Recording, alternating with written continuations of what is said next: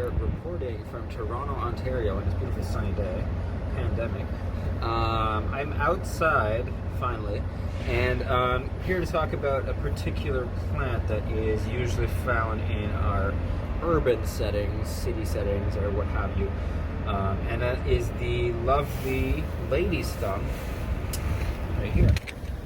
This is it kind of in its late flowering seed-ish stage. And right next to it right here is obviously the bittersweet, which you should be ignoring, but it's this plant right here, basically, this stuff right here. Lady's thumb, part of the buckwheat family, an annual, right? And one of the main ways I identify this plant is, in addition to how it looks like in its seed stage, is the leaf. Usually the leaf is a lot bigger, usually a bit bigger, but that little black print there, lady's thumb, right? This whole plant is actually quite underutilized in Western herbal medicine and in like urban nutritional or guerrilla gardening, so to speak, or like foraging. The whole plant is actually quite edible. The leaves, the young shoots right here, the seeds, they're all edible. The seeds in particular are actually you can, if you get a large enough amount of them, you can grind them and turn them into quite a nutritious flour, which has been used quite effectively by a whole bunch of indigenous tribes and what have you.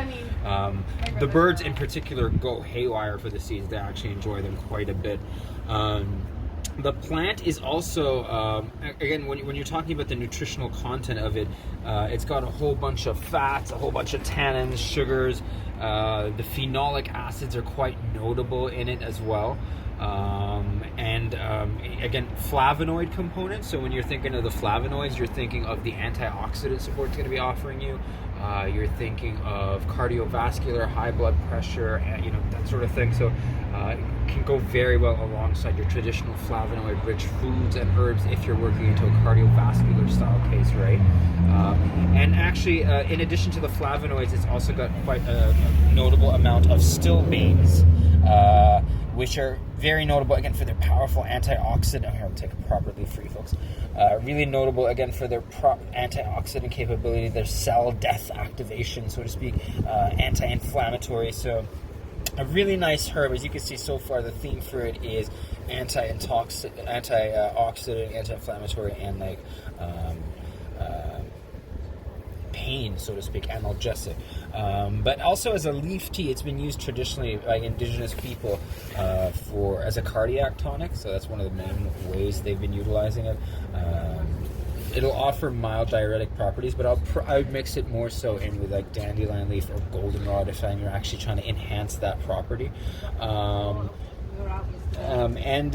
addition to that, I mean, topically it's been used quite a bit poultice. So you're thinking of the leaf or the root. I've actually smashed the whole plant up. Why not? To get into stuff like rheumatic pains, right? Burns, poison ivy in particular, very useful, this one, for poison ivy burns, in particular if you mix it, with the classic stuff, jewelweed, mixing it with gumweed or grindelia, or perhaps with the plantain, right? All very useful for that.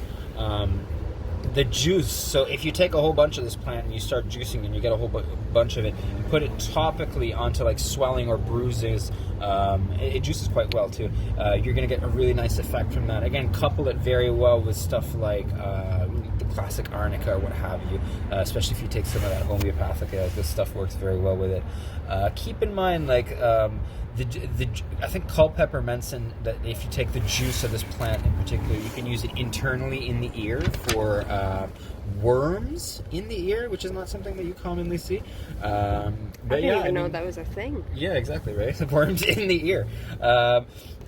Eating the plant. So let's get back to eating the plant, since in an urban setting we try to focus a lot more on foraging or what have you.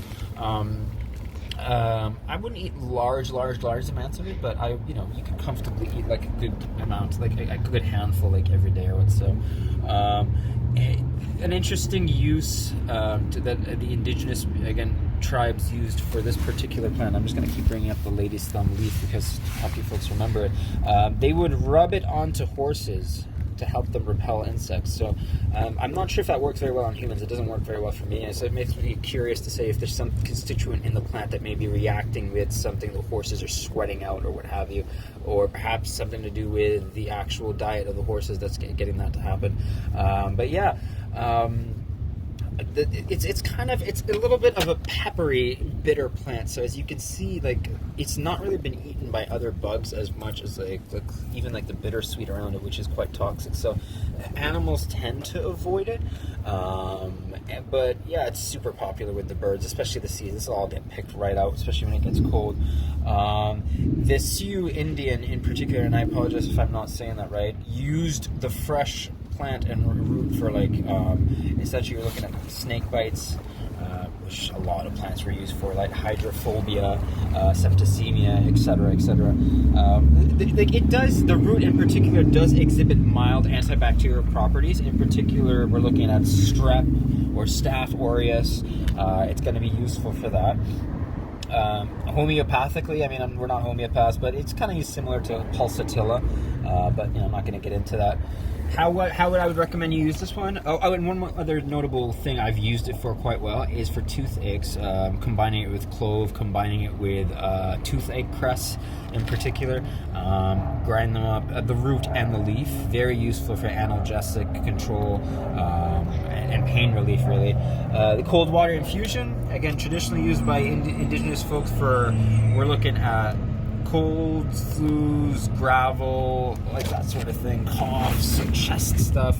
And again, it's been also used in gangrene, actually. You could take some of the plant, simmer it with water and vinegar, and then put it on topically, to which I would also add myself perhaps garlic mustard, which has traditionally been used in the 1800s for gangrene as well, topically. So very, very useful formula for that.